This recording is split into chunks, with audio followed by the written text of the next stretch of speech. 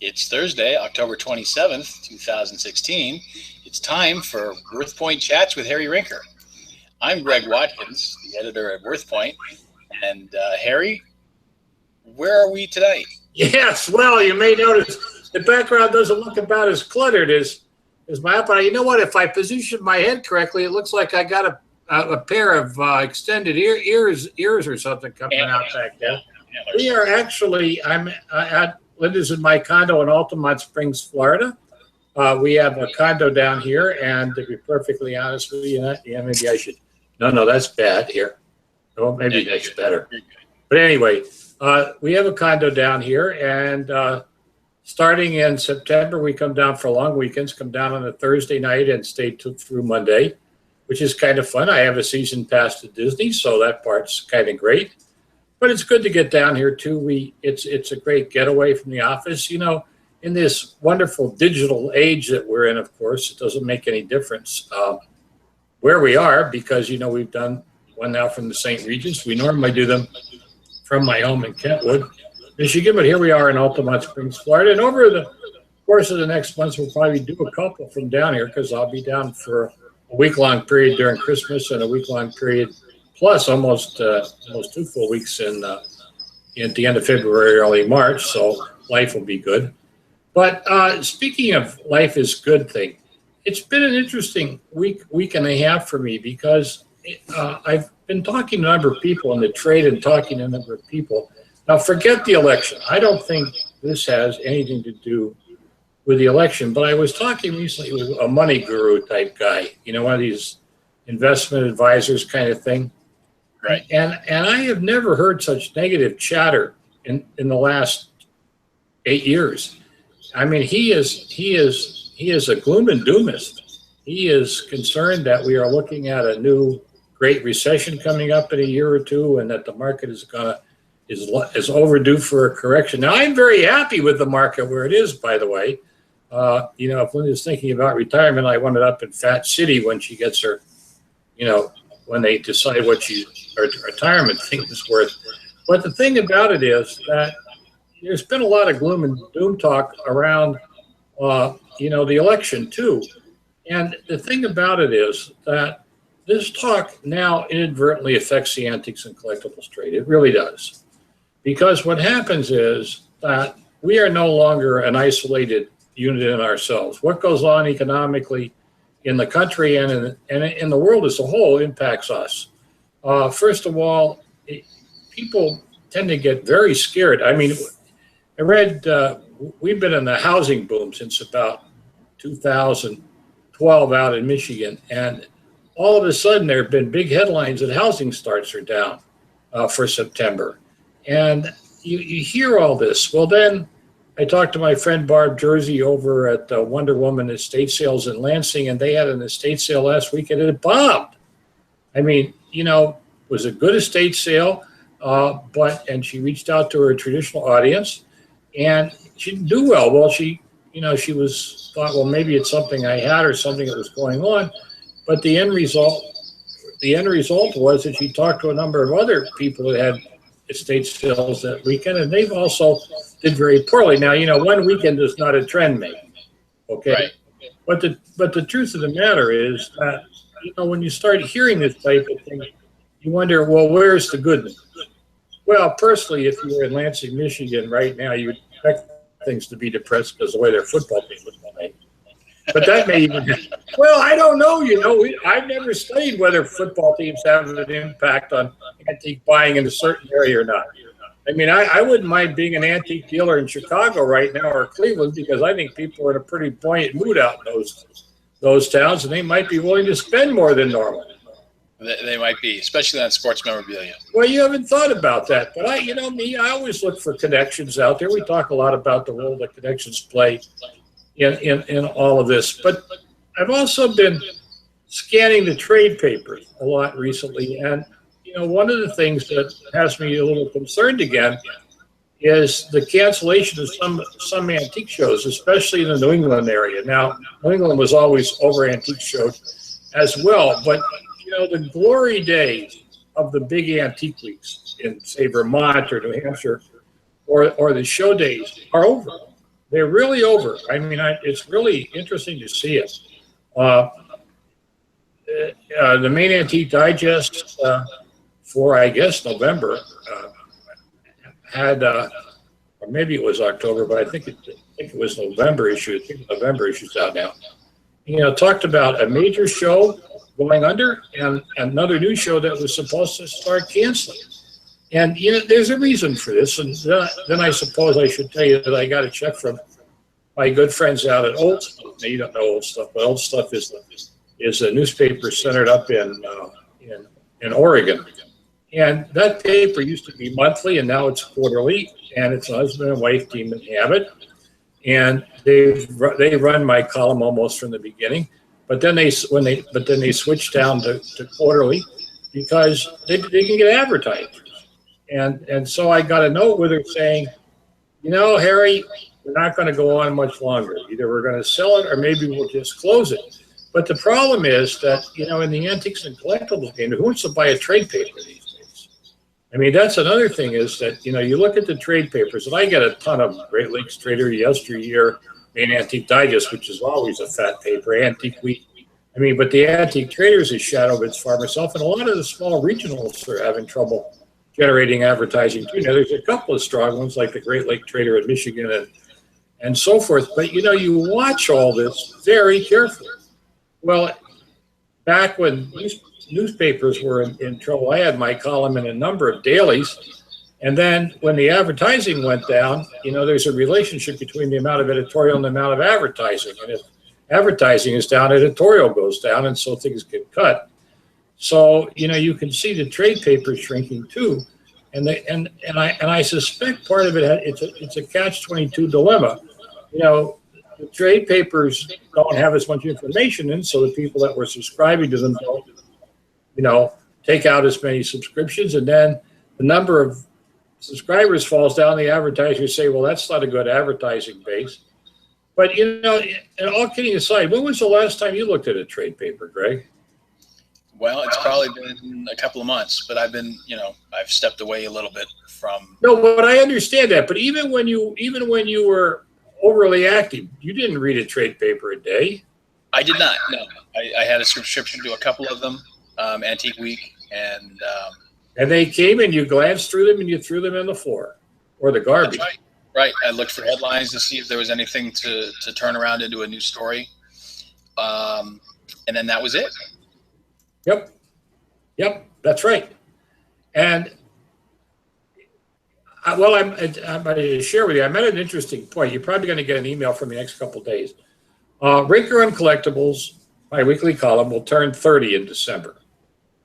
And yes. And starting with when I turned 20 and then 25 and now 30, I wrote a series of columns about changes in the first one was changes in the first 20 years of my being in the trade. And then I did the top 5 changes between 20 and 25, and now I'll do the top 10 changes between 20 and 25, and the top 10 changes between 25 and 30. And I'll be writing a number of people, emailing a number of people, asking them to share their ideas about what's gone on in the last 5 years. And you think, well, how much has gone on in the last 5 years? But the impact's huge. I mean, seriously. The number of trade periodicals has diminished. The number of collectors clubs has diminished. The web has certainly become a powerhouse in terms of this, but at the same time, the web is not a unifier. The web has been a disunifier. It has divided us and subdivided us and subdivided us and subdivided us to the point where we're so specialized now up on the web that we go only to where we want to go and see what we want to see. Don't give a hoot about the rest of it. Yeah. So, I was thinking this morning that I've had this week off in between my assignments. And this morning I was looking through the headlines on the newspaper. I'm thinking, I really wish I had a paper subscription right now. But then I thought, I really wish a paper was worth reading. Well, the thing about it is in Grand Rapids, I only get the paper 3 days a week. They only deliver to homes 3 days a week. They print the paper 7 days a week, and you can go to a newsstand or wherever and buy it 7 days a week. but they won't deliver it to your home 7 days a week. They only deliver Tuesday, Thursdays, and Sunday. But you can read it on the internet. And I didn't think I'd do that, but I missed the funnies. And so, no, I did. Well, I understand. The only reason I subscribed to paper was to follow the funnies. I hated the news. But seriously, and I am being serious to some extent about that. I find myself now spending 15 minutes or so every day reading the paper online and keeping up with the weekly stuff. I've been trying real hard to ignore the current election news and all the rest of that type of stuff. But it's hard to do that. But my wife doesn't like the radio on, but I listen to NPR in the car. But then that's a prejudice thing. And then I can't stand the news on TV because I can't find anybody who's neutral. There's either one side or the other. And I suppose you get brainwashed anyway you want to do it. But, what does all this mean? And again, in terms of the antiques and collectibles field, if there is a malaise, if there is a strange feeling in the country, it carries over to this business. I'm convinced of it. I'm absolutely convinced of it. Going back to what we were talking about earlier with old stuff and hearing from the gal out there that they may go away. We have a lot of things in the trade that are just going away. And they just quietly slip kind of off the radar screen, and you don't even realize they're missing until you go looking for them 6 months or a year later. I got a call from the Library of Congress, got an email from the Library of Congress. They wanted to reprint some ads from the old Antiquing magazine. Now, the mag is not Antiques magazine, I'm sorry, Antiques and Collecting Hobbies. Hobbies magazine. When I first knew it was Hobbies magazine. Done by Otto Leitner and then taken over by Dale and Francis Graham.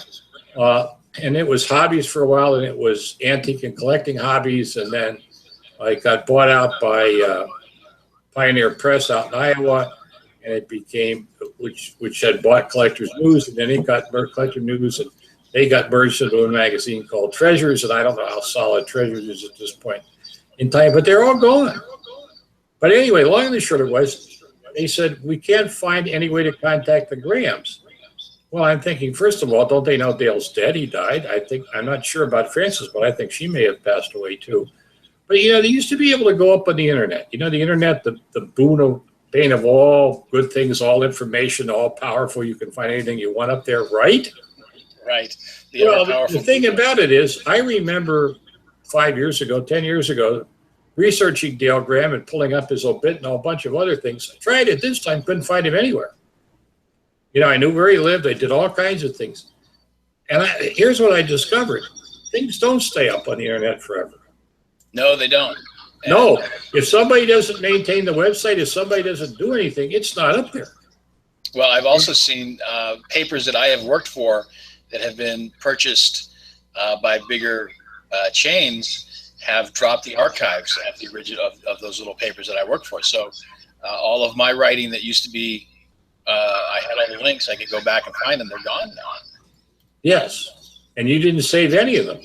I've got some of them. I'm going to have to, next time I'm back in the Bay Area, I'm going to have to go pull through the books and photocopy my articles. I look back over the years of all the, I was in this San Francisco Inquirer for a while with my column. I was in the Chicago, one of the Chicago papers for a while with my column.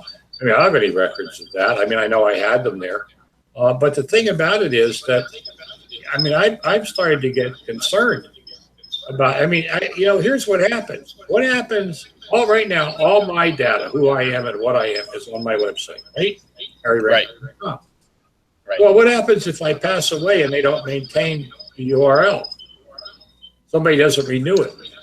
It's gone, man. It's gone. It's all gone. And it's a little frightening to me about, the net, which is supposed to be so viable and valuable, isn't as viable and valuable as I thought. Yeah.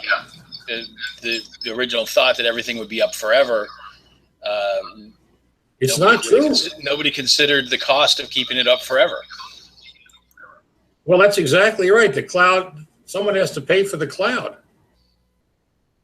So, so again, this all brings me around to, I'm starting to get really concerned to make sure that my archives of material, I mentioned my book that was turning 30.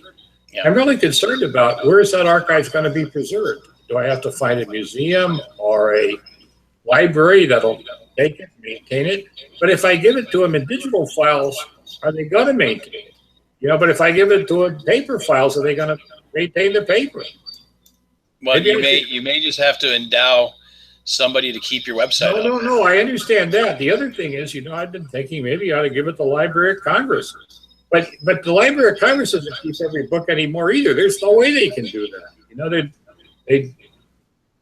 We'd have warehouse after warehouse of novels that sold 2 copies. Yeah. Because of all the self-publishing that's going on. So it's a little strange. Well, we've been talking a lot, and we do have a couple of objects that come in that we want to take a look at. I want to take a look at the one that came into WorthPoint here this week, a strange-looking device, to say the least. All right, let me get it up here for Hold it up here. Now you know more about this than I do because I've seen the pictures, but you saw all the descriptions. So you're looking at this thing and you say, "What, pray tell, is this?" Right? Right. And well, and so here it is. It's got a handle. It looks like a lawnmower sort of thing, but it's not. Right? Right. It's described as built in oak. It's 4 feet. The handle's 4 feet long. Yeah. And it's got some vertical blades inside the box here. Yeah. And it says the blade is vertical and hitting the nut would stop the forward motion. But what is it for? Well, the guy who sends it in calls it a debarker. A debarker. And what would you be?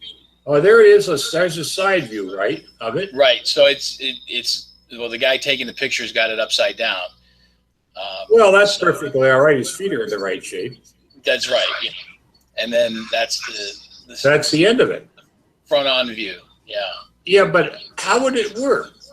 I mean, do you run a piece of wood through it, or do you run it through a piece over a 2x4 or wood of that size? I mean, is the cutting surface isn't down on the edge on the bottom, or is it? I think it is on the bottom. So I think if you roll this over a log, it might debark. But the log is round and this is flat. Well, you see this little arc right there? Yeah. Okay, so this is me making up a story. Yeah, you better make one up. I'm waiting to hear it. That spool runs over the log, and because it's rounded in the opposite way, it'll sit on top of the round log, and it'll scrape the bark off. How's that? And where would you do this? Out in the woods or in a factory or what? Well, I don't know. And that's why he's sending it to us, because he doesn't know. He's up in Moose Up, Connecticut. Well, you know what? It certainly looks to me like something someone from New England would invent and use. I mean, seriously. I know. Well, first of all, the old adage, learn something new every day. I've been around this game a long time, and I will tell you, I learn something new every day. And obviously there must be a bark stripping device. Now when you see pictures of them making shingles and stripping bark in old historic things, it's like a blade with 2 handles on the side, right? Yeah. You pull it forward. Now you got to be a little careful, or you'll strip something else if you get too close to your body. But we won't go there. But anyway, but I've never seen anything like this, and I've been around a lot of lumbering museums and stuff, and so I'm not quite sure, but yet it does appear to be used, right? Yes. Yeah, it does look. Like but date-wise, when you look at it and the way it's constructed, right? It can't be 18th century, and I'm not even sure it's 19th century, although maybe late 19th century. Yeah, well, the metal plates on the end are held on with bolts and nuts. Yes, they are. And certainly they don't look like homemade. They look like they're factory ones, although maybe not. But anyway, long and the short of this is this: what's its value? Well, I suppose, except for this guy, I'm sure. This is one of those things where we talk about in the trade. You have to remember when you're doing this: if there is one, there is another, right? This is not a one of a kind thing. That's the truism, right? So somewhere there have to be other ones. Now the question is there anybody who collects them?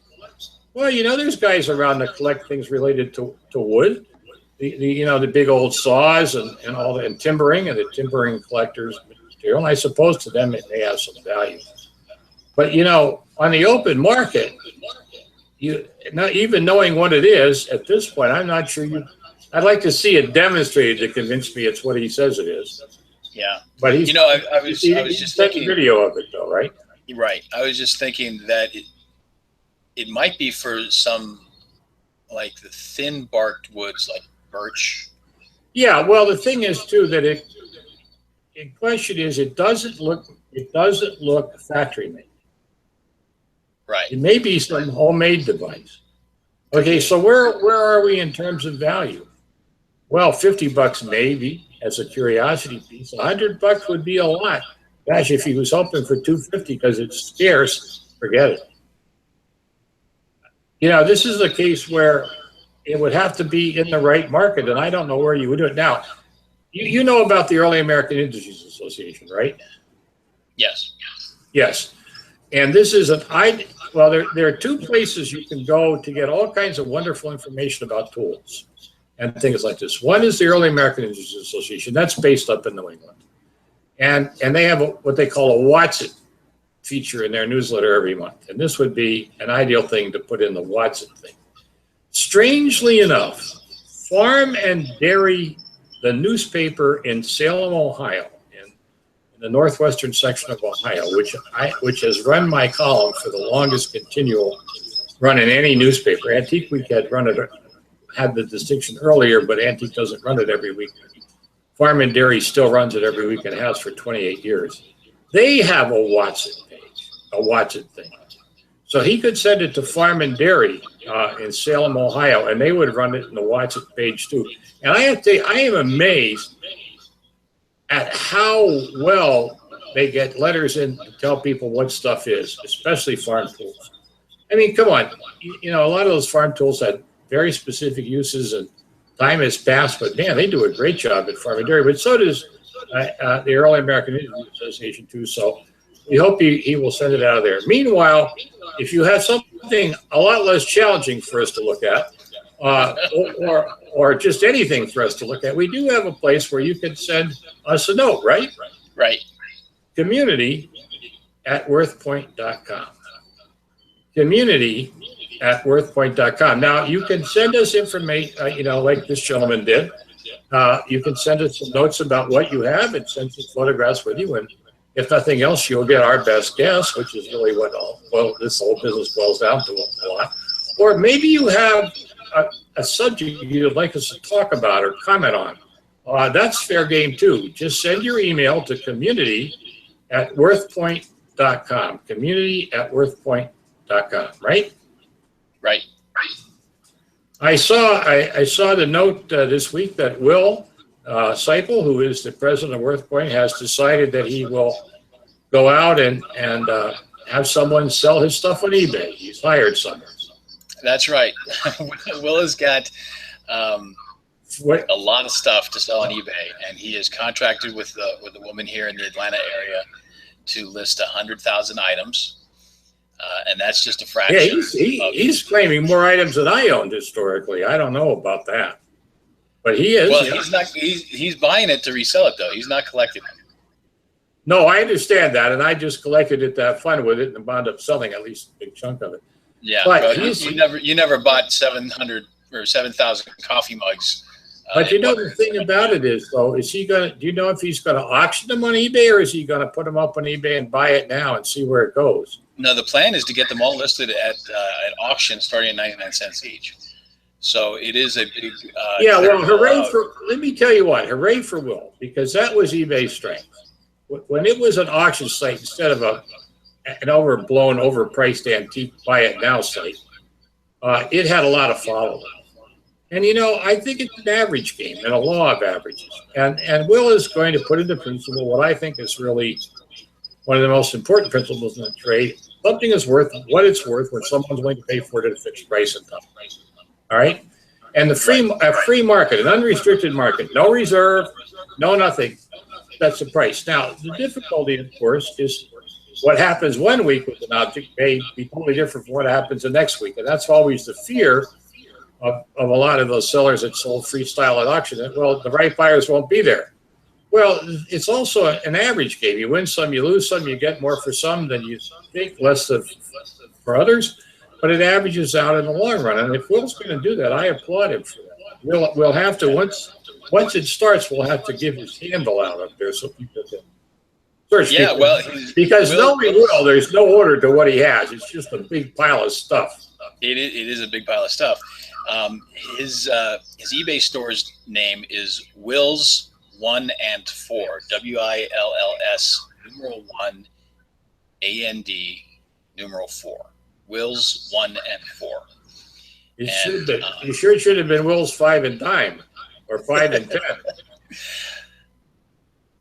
Well, it's because of his kids. He had John first, and then he had the quads. Oh, I see. So that's the 1 and 4.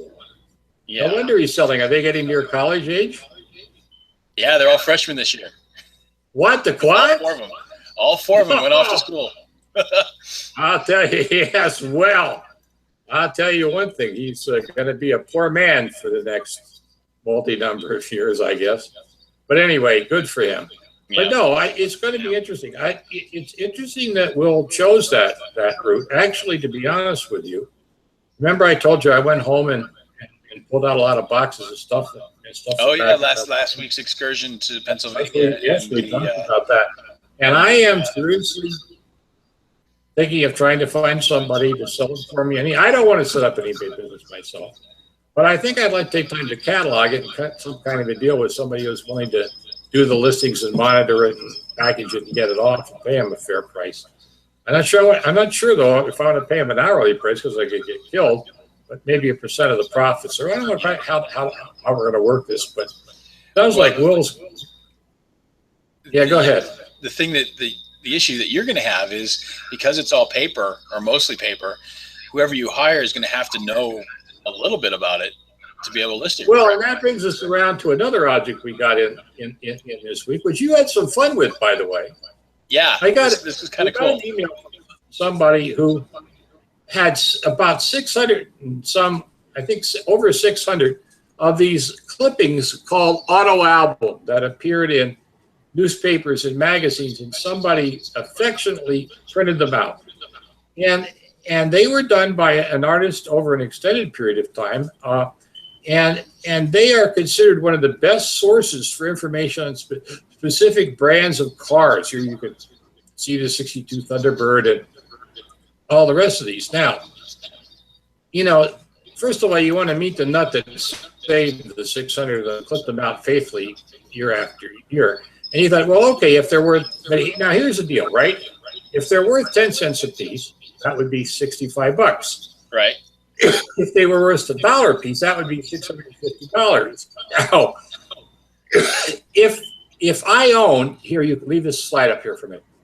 If I owned a 57 Rambler, it might be worth $5 to have that, right?